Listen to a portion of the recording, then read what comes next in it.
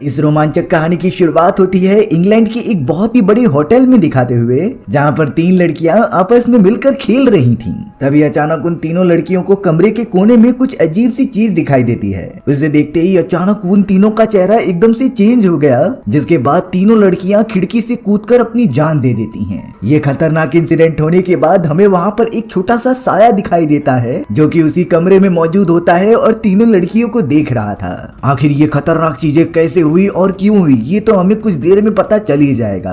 अब हमें आर्थर नाम का एक एम्प्लॉय दिखाया जाता है, जो कि एक प्राइवेट ऑर्गेनाइजेशन के लिए काम किया करता था। कुछ सालों में ही आर्थर की शादी हुई होती है और वो बहुत ही ज्यादा खुश था अपनी फैमिली बनाने के लिए। आर्थर की वाइफ भी रिसेंटली बहुत ज्यादा प्रेग्नेंट थी, लेकिन आर्थर की लाइफ इतनी ज्यादा सिंपल नहीं होने वाली थी। आर्थर को एक खुशी मिलती है कि उसका बहुत ही प्यारा बेटा पैदा होता है, लेकिन अपने बेटे को पैदा करते समय उसकी वाइफ की जान चली गई। आर्थर पूरी तरीके से अकेला हो जाता है, सिर्फ उसके पास उसका बेटा मौजूद था। इसीलिए अब उसने डिसाइड किया कि वो अकेले ही अपने बेटे की परवरिश करेगा और उसे पढ़ाएगा लिखाएगा। अब आर्थर जिस ऑर्गेनाइजेशन में काम किया करता था, उसे एक केस मिलता है कि उसे किसी भी हालत में इंग्लैंड में मौजूद एल्मोस नाम के एक बहुत ही बड़ी जगह को सेल कराना है। कई टाइम से वो घर ऐसे ही पड़ा है और कोई भी उसे खरीद नहीं रहा, तो आर्थर को सिंपली उस जगह पर जाकर अपनी इन्वेस्टिगेशन करनी होगी और किसी भी तरीके से उस घर को बेचना होगा। अब आर्थर को ये सारा काम मिला था, इसीलिए वो करने के लिए ऑलमोस्ट जाने लगता है। उसने अपने बेटे को एक केयर टेकर के पास छोड़ दिया, जो कि कुछ दिनों के अंदर उसे वापस एल्मोस ही लेकर आ जाएगी। और अब इसके थोड़े ही देर बाद आर्थर एल्मोस जाने के लिए निकल पड़ता है। आर्थर तो सीधा वहां से चलते हुए पास ही वाले होटल में आ गया था, जहां पर वो एक रात गुजारने वाला है। आर्थर तो रिसेप्शनिस्ट के पास आकर पूछने लगा कि मेरी नाम का एक रूम बुक्ड है, लेकिन जब उस होटल के ओनर को पता चला कि आर्थर एल्मोस जा रहा है, तो वो बहुत ही ज्यादा घबरा गया। उसने तो तुरंत ही आर्थर से कहा कि तुम्हारे नाम का कोई भी रूम बुक नहीं है यहाँ पर। आर्थर भी काफी चौंक जाता है, क्योंकि वो रात कहाँ पर गुजारेगा। तभी उस ओनर की वाइफ वहाँ पर आ जाती है और उसने जैसे ही आर्थर को देखा तो उसने अलाउ कर दिया था एक रूम में उससे जाने के लिए। लेकिन चौंकाने वाली बात ये होती है कि वो रूम और कुछ नहीं बल्कि वही था जहाँ पर कुछ समय पहले उन तीनों लड़कियों ने सुसाइड किया होता है। अब आर्थर को ये बात बिल्कुल भी पता नहीं थी, इसीलिए वो उस रूम के अंदर बिना कुछ सोचे समझे चला गया, यानी कि वो अपनी कुछ रात ही इसी रूम के अंदर बिताने वाला था। अब अगले दिन ही आर्थर एक बिजनेसमैन के पास चला जाता है, जो कि एल्मोस घर की सारी पेपर प्रॉपर्टीज अपने पास रखता था। आर्थर उस बिजनेसमैन से बातें करते हुए ये बताता है कि मुझे किसी भी हालत में इस घर को सेल कराना है, लेकिन पता नहीं क्यों वो बिजनेसमैन तो साफ साफ कह रहा था कि इस घर को बेच नहीं सकते, तुम चाहे कितनी भी कोशिश कर लो, ये वैसे का वैसा ही रहेगा। तो इसीलिए बिजनेसमैन आर्थर को एक सलाह देता है कि यहाँ से जाने की ट्रेन जल्दी तुम्हें मिल जाएगी और उसमें कोई फिक्र मत करो, मेरा ड्राइवर तुम्हें स्टेशन तक छोड़ देगा, और अगर तुम जिंदा रहना चाहते हो तो इन सारी चीजों से दूर रहो। आर्थर बहुत ही ज्यादा सोच में पड़ गया कि आखिर ये बिजनेसमैन उसे दूर क्यों भेज रहा है। और तो और जब वो रास्ते में आ रहा था तो होटल वाले और कई सारे लोग उसे मना कर रहे थे एल्मोस जाने के लिए, लेकिन अब आर्थर का तो ये काम होता है और उसे किसी भी तरीके से एल्मोस घर को सेल करना था। आर्थर भी डिसाइड कर लेता है कि चाहे कुछ भी हो जाए वो भी एल्मोस के बारे में पता लगा कर रहेगा। एल्मोस ने ड्राइवर को एक्स्ट्रा पैसे दिए और उसे स्टेशन ले जाने के बजाय एल्मोस छोड़ने के लिए कहा। दरअसल एल्मोस एक बहुत ही बड़ा घर होता है, जो कि एकदम ऐसी लोकेशन पर था जिसके आसपास कोई भी नहीं रहता था, सिर्फ उसके साइड में एक ग्रेवयार्ड लगी होती थी। गांव के कई सारे लोग तो इस जगह पर आने से भी डरते थे, लेकिन आर्थर को समझ में नहीं आ रहा था कि आखिरकार लोग डर क्यों रहे हैं। उसे इस बारे में जरूर पता करना था, इसीलिए वो घर के काफी पास आ गया। आर्थर अब जल्द से जल्द पता लगाने के लिए घर के अंदर घुस चुका था, जहाँ पर सारी चीजें बिखरी पड़ी हुई होती हैं। घर पूरी तरीके से वीरान पड़ा हुआ था और मकड़ियों के जाले चारों तरफ फैले थे। आर्थर जैसे ही थोड़ा अंदर जाता है तभी पता चला कि पीछे से एक साया उसे देख रहा है। ये काला साया बहुत ही खतरनाक लग रहा था, लेकिन आर्थर जैसे ही इसे देखता वो वहां से गायब हो गया। अब उस घर की सारी चीजें एक्सप्लोर करने के बाद आर्थर उस ग्रेवयार्ड के पास आ जाता है, जो कि उस घर के काफी पास में मौजूद था। लेकिन अचानक खिड़की से देखने पर आर्थर को वहां एक लेडी दिखाई देती है, जिसने की ब्लैक कलर की ड्रेस पहनी थी। वो बहुत ही ज्यादा खतरनाक दिख रही होती है, जो लगातार आर्थर को देखती जा रही थी। आर्थर यहाँ पर पता लगाना चाहता था कि आखिर वो लेडी है कौन, लेकिन जब वो ग्रेवयार्ड के रास्ते पर आया तो वो लेडी वहां से गायब हो चुकी थी। आखिर ये रियलिटी थी या फिर उसके साथ कोई प्रैंक करने की कोशिश कर रहा है, ये बात बातें आर्थर को बिल्कुल भी समझ में नहीं आती। इसीलिए अब आर्थर ट्रेवल करते हुए उसी गांव के एक कांस्टेबल के पास चला गया। उसने कांस्टेबल को सारी बातें बता दी कि कैसे उस घर के पास मैंने एक लेडी को देखा जो शायद मुसीबत में भी हो सकती है, इसीलिए आप सभी को कार्यवाही करनी चाहिए। लेकिन वो कांस्टेबल पता नहीं क्यों आर्थर की सारी बातों को इग्नोर करता जा रहा था। उसने तो सिंपली कह दिया कि इन चीजों में हम कुछ भी नहीं कर सकते, जिसके बाद वो कांस्टेबल वहाँ से कहीं दूर चला गया। अब अचानक थोड़ी ही देर के अंदर दो लड़की एक लड़की को उठाकर लेकर आ रहे होते हैं। आर्थर के पूछने पर कि इस बच्ची को क्या हुआ, तब वो दोनों लड़के कहने लगे कि ये अचानक नीचे गिर गई और इसे बहुत ही ज्यादा चक्कर भी आ रहे हैं। आर्थर मदद के लिए उस कांस्टेबल को लगातार बुला रहा था, लेकिन कांस्टेबल वहाँ पर आया ही नहीं। लेकिन थोड़ी ही देर के अंदर किसी अनजान रीजन की वजह से उस लड़की की वहीं पर मौत हो गई। आर्थर तो समझ नहीं पा रहा था कि इस तरीके से अकाल मृत्यु कैसे हो सकती है, और अब तो उसे बहुत ज्यादा गुस्सा आने लगा उस कांस्टेबल के ऊपर जो मदद करने के बजाय यहाँ से भाग रहा था। अब रात के समय हमें आर्थर उसी बिजनेसमैन के घर पर दिखाया जाता है जिसने कि आर्थर को डिनर पार्टी के लिए इनवाइट किया था। आर्थर ने यहाँ पर नोटिस किया कि बिजनेसमैन का एक लड़का भी हुआ करता था, लेकिन वो बहुत ही कम उम्र में मारा गया। इसका रीजन पूछने पर वो बिजनेसमैन ज्यादा कुछ उसे बताता ही नहीं, जैसे कि वो सभी से अपने बेटे की मृत्यु के बारे में कुछ छुपा रहा हो। आर्थर तो उस बिजनेसमैन जिसका नाम मिस्टर डाइट होता है उसकी वाइफ से भी मिल रहा था, जो बहुत ही ज्यादा हंसमुख और ब्यूटीफुल होती है। लेकिन मिस्टर डाइट आर्थर से कहने लगी कि मेरी वाइफ जितनी अच्छी दिखती है उतनी है नहीं। उसे पागलपन के दौरे पड़ा करते थे और वो हमेशा कहती थी कि मेरे बेटे को किसी अनजान शक्ति ने पकड़ कर रखा है और वो हर समय मुझसे बात करने की कोशिश करता है। हालांकि डाइट इन सारी चीजों पर बिल्कुल भरोसा नहीं करते थे, इसीलिए वो मोस्ट ऑफ द टाइम अपनी वाइफ की बातें इग्नोर ही करते। आर्थर तो अब मिस्टर डाइट और उसकी वाइफ के साथ बैठकर डिनर करने लगा था,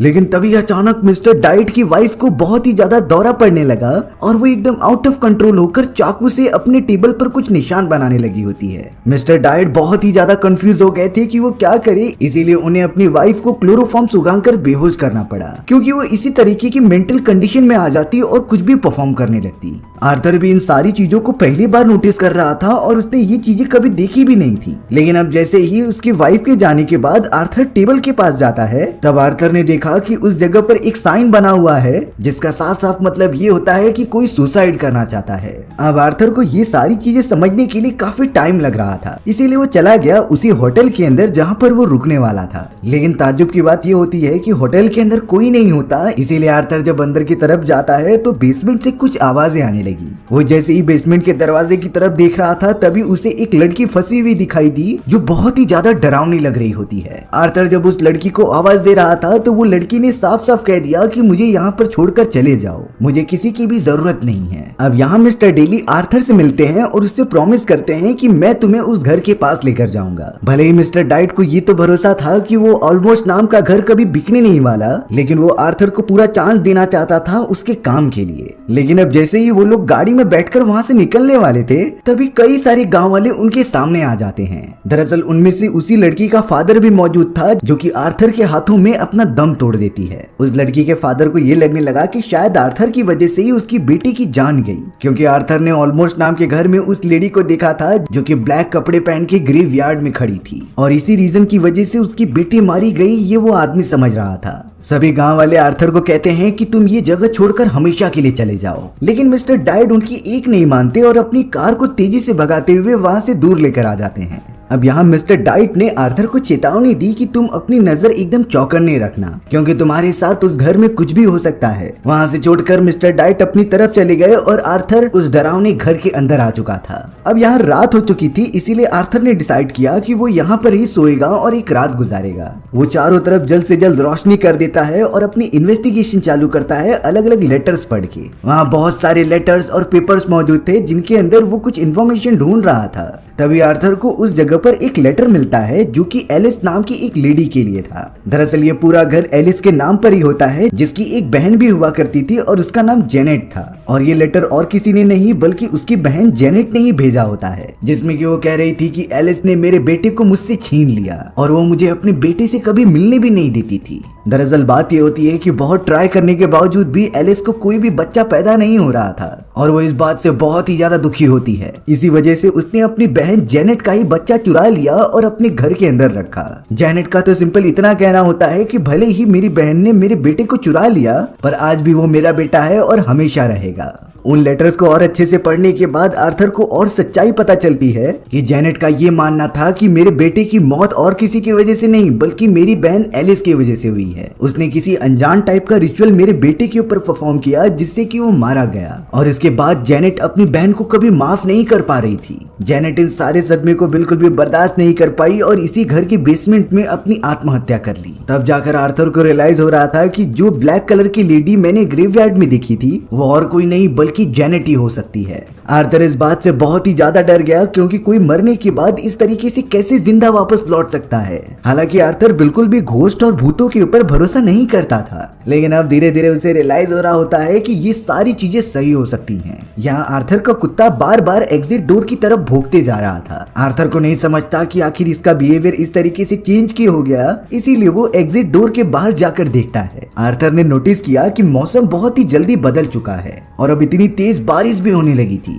अब यहाँ पर क्या हुआ उसे पता करने के लिए आर्थर तुरंत ही घर से बाहर आ जाता है। लेकिन अब यहाँ पर आर्थर ने पास ही वाले फॉरेस्ट में कई सारे बच्चों की आत्माएं देखी जो कि इस पूरे गांव में किसी न किसी इंसिडेंट की वजह से मारे गए थे। इस बात से आर्थर काफी ज्यादा डर गया और वो जल्द से जल्द घर के अंदर भागकर दरवाजा बंद कर देता है क्योंकि ये चीजें वो अपनी लाइफ में पहली बार एक्सपीरियंस कर रहा था और उसे बिल्कुल आइडिया नहीं होता कि स्पिरिट और भूतों से बचने के लिए वो क्या करे। इसीलिए वो डिसाइड करता है कि सुबह होने से पहले वो यहाँ से नहीं निकलेगा और वो जल्द से जल्द अपने घर वापस लौट जाएगा। भले उसे जॉब से निकाल दिया जाए लेकिन उसकी जान तो बची रहेगी। आर्थर उस घर में पूरी तरीके से अकेला था, इसीलिए वो सारी चीजें धीरे धीरे एक्सप्लोर करता जाता है। अब वो जैसे ही एक कमरे के पास पहुंचा जिसका दरवाजा पूरी तरीके से बंद था, वो उसे खोलने की बहुत कोशिश करता है लेकिन वो नाकामयाब होता चला जा रहा था। आर्थर को पता करना था कि आखिर इस रूम में है क्या, इसीलिए उसे तोड़ने के लिए वो एक कुल्हाड़ी लेने के लिए नीचे की तरफ आने लगा। आर्थर थोड़ी ही देर के अंदर जैसे ही कुल्हाड़ी लेकर उस दरवाजे के पास जाता है तब उसने नोटिस किया कि ये दरवाजा तो अपने आप ही खुल चुका है। इसीलिए अब वो धीरे धीरे उस कमरे के अंदर जाने लगा।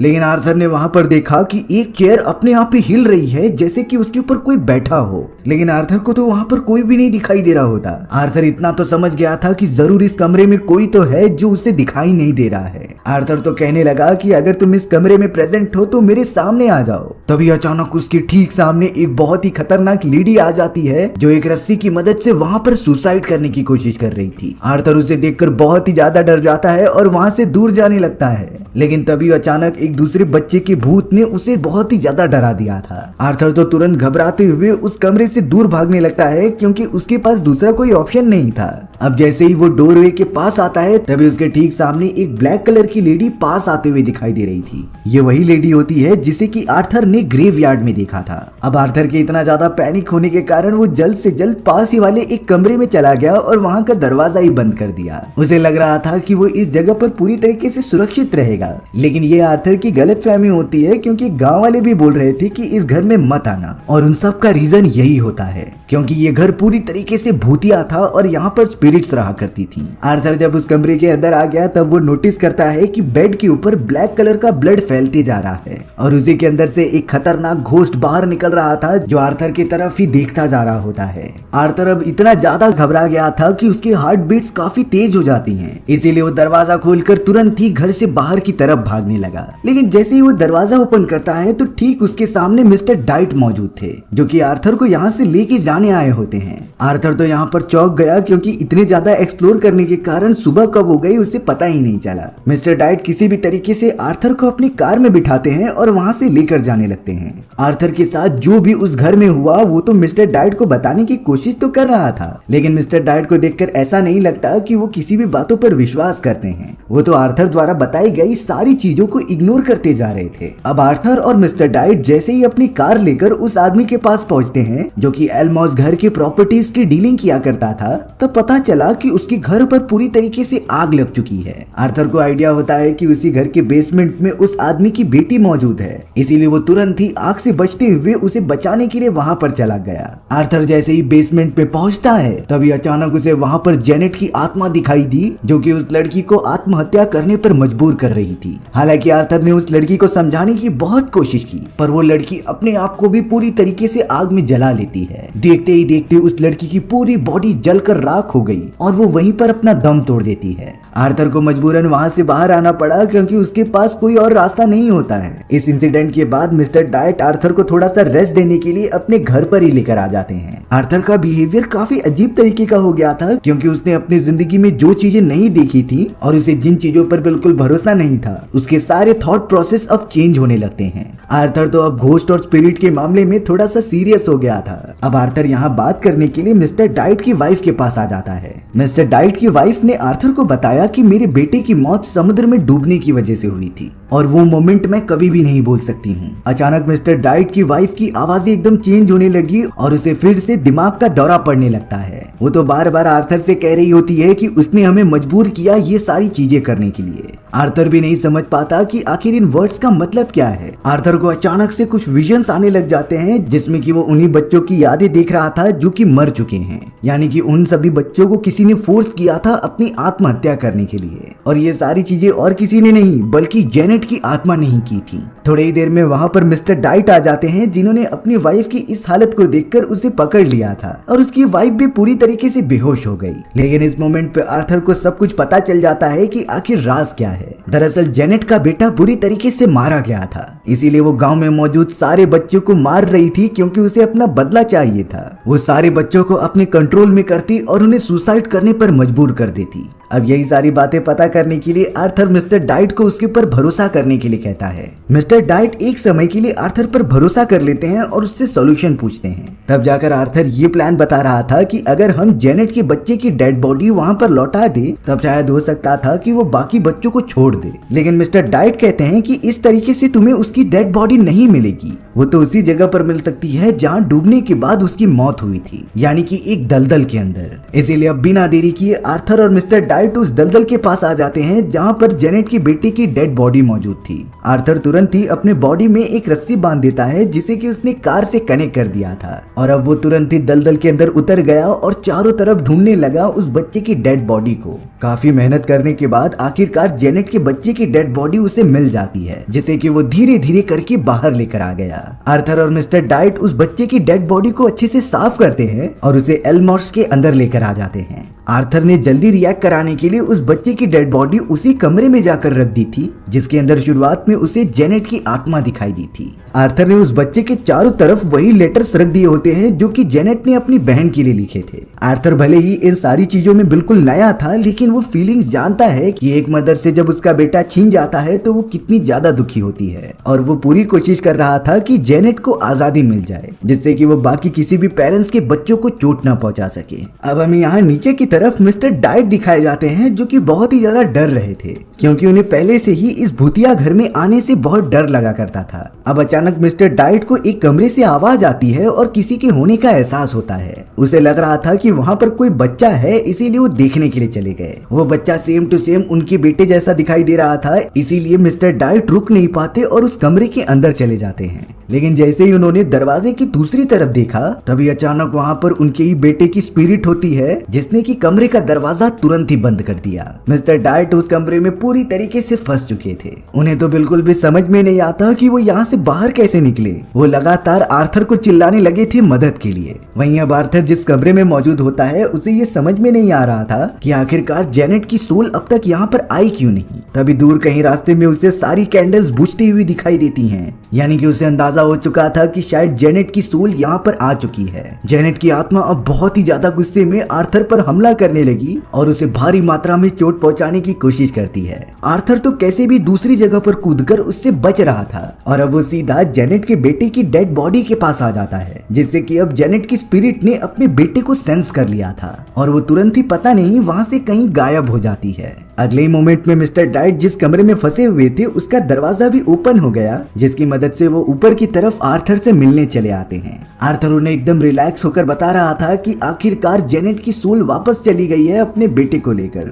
लेकिन अभी तक हमारा मिशन कंप्लीट नहीं हुआ है। इस कर्ज को पूरी तरीके से तोड़ने के लिए हमें जेनेट की बेटे की डेड बॉडी को उसी के कॉफिन में दफनाना होगा। इसीलिए अब आर्थर मिस्टर डाइट के साथ जेनेट के बेटे की डेड बॉडी लेकर ग्रेवयार्ड में चले जाते हैं और उसकी कॉफिन को तोड़ने लगे होते हैं। वो दोनों तो जल्द से जल्द जेनेट के बेटे को उसके ही कॉफिन में दफना देते हैं, और ये सारी चीजें पूरे पवित्र तरीके से करने के बाद वो दोनों स्टेशन पर आ गए थे। आर्थर और मिस्टर डाइट इस बात से बहुत ज्यादा खुश होते हैं कि उन्होंने ये सारे कर्ज पूरी तरीके से तोड़ दिया है, और अब शायद जेनेट की आत्मा यहाँ से जाने के बाद गांव में किसी बच्चे की मौत नहीं होगी। आर्थर तो अब स्टेशन के ऊपर अपने बेटे और उसके केयर टेकर को देखकर काफी खुश हो जाता है, क्योंकि कुछ दिनों के अंदर वो यहाँ पर आने ही वाले थे। लेकिन आर्थर को पता था कि इस जगह पर रुकना खतरे से खाली नहीं हो सकता, इसीलिए वो वापस अपने बेटे और केयर टेकर को लेकर इंग्लैंड जाना चाहता था। आर्थर ने अपनी केयर टेकर को कह दिया कि तुम इंग्लैंड जाने वाली टिकट्स ले लो, हम अगले ही ट्रेन से जल्द यहाँ से निकल जाएंगे।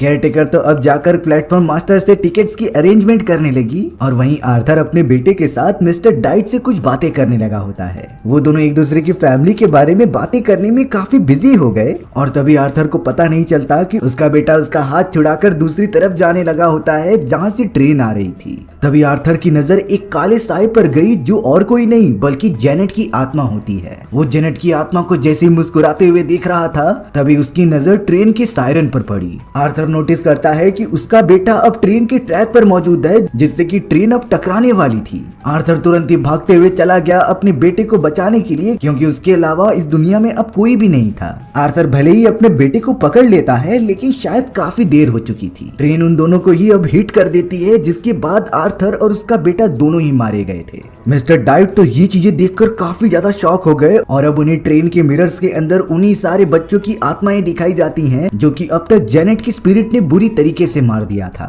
पहली बार वो पूरी तरीके से ये सारी चीजें देख पा रहे होते हैं और उन्हें भी रियलाइज हो गया था कि आर्थर जो कह रहा था वो सही है। लेकिन ट्रेन जब चली जाती है तो हमें आर्थर और उसके बेटे को सही सलामत दिखाया गया, जो पता नहीं किसी चमक रही रोशनी के पास चले जाते हैं। आर्थर और उसके बेटे के ठीक सामने उसकी वाइफ मौजूद थी, जो कि कुछ समय पहले मर चुकी होती है। तब जाकर हमें रियलाइज हुआ कि इस ट्रेन एक्सीडेंट में आर्थर और उसके बेटे दोनों की मृत्यु हो गई और उसकी आत्मा अपनी वाइफ के पास वापस जा रही है, जो कि अपने बच्चे को पैदा करते समय ही मारी गई थी। भले ही आर्थर और उसका बेटा मर चुका था, लेकिन अब वो खुद स्पिरिट बनकर अपनी वाइफ की स्पिरिट के साथ टाइम गुजार सकता है। वो तीनों एक हैप्पी फैमिली के साथ वहाँ से कहीं दूर निकल पड़े थे, लेकिन फिर भी उनके मुंह पर स्माइल होती है। ये सारी चीजें जेनेट की स्पिरिट भी देख रही होती है, लेकिन पहली बार उसके मुंह पर एकदम उदासी छाई थी। शायद उसे अपने सारे किए गए कामों के ऊपर गिल्ट हो रहा होता है, क्योंकि वो लाइफ के असली मतलब को समझ ही नहीं पाई। भले ही उसका बच्चा मर गया था, लेकिन जब वो आर्थर की जिंदगी की तरफ नजर डालती है तब जाकर उसे रियलाइज होता है कि लाइफ किसके साथ भी न्याय नहीं करती। जिसके नसीब में जो लिखा है वो उसके पास रहेगा और जो जाना चाहता है वो चला भी जाएगा। हमें सिर्फ अपनी जिंदगी में आगे बढ़ते रहना चाहिए। मैटर वो करते हैं जो अभी प्रेजेंट में हमारे साथ हैं। और अब थोड़ी ही देर के अंदर जेनेट की स्पिरिट पूरी तरीके से पत्थर में कन्वर्ट होने लगती है,